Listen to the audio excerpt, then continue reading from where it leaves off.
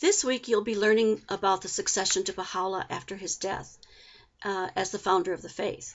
Since I don't want to repeat what you're going to read or what you're going to view, I just want to discuss what the covenant is in the Baha'i faith.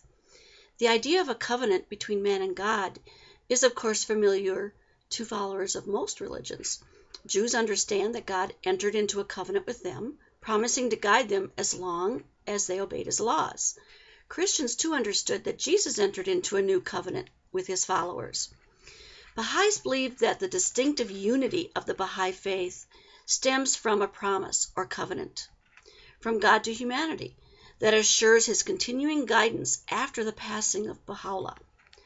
Baha'is refer to both a greater covenant and a lesser covenant.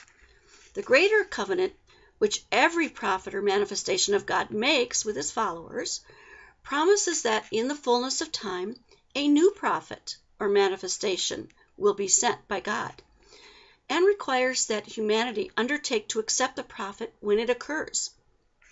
The Bab wrote that, "The Lord of the universe hath never raised up a prophet, nor hath he sent down a holy book, unless he hath established his covenant with all men, calling for their acceptance of the next revelation and of the next book, inasmuch as the outpouring of God's bounty are ceaseless and without limit."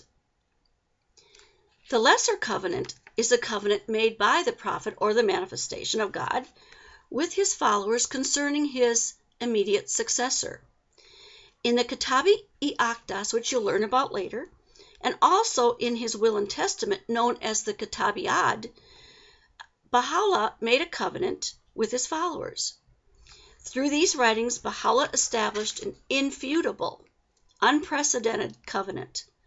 Never before had a prophet of God left behind an authoritative statement in which he had explicitly and specifically directed his people to turn to someone as his successor, or follow a defined system of administration for governing the religious affairs of the Baha'i community or other religious community.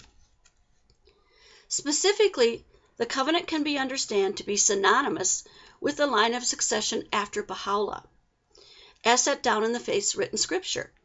This line goes from Baha'u'llah to his son Abdul-Baha, and then to Abdul-Baha's grandson Shoghi Effendi, and finally to the Universal House of Justice.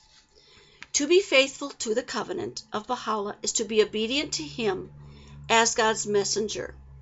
This means to accept the authority of his appointed successors and to adhere to the arrangements he made for the advancement of his faith. If one were to break this covenant, that would be to reject or deliberately attempt to usurp or undermine the authority that Baha'u'llah has established while still claiming to be a Baha'i.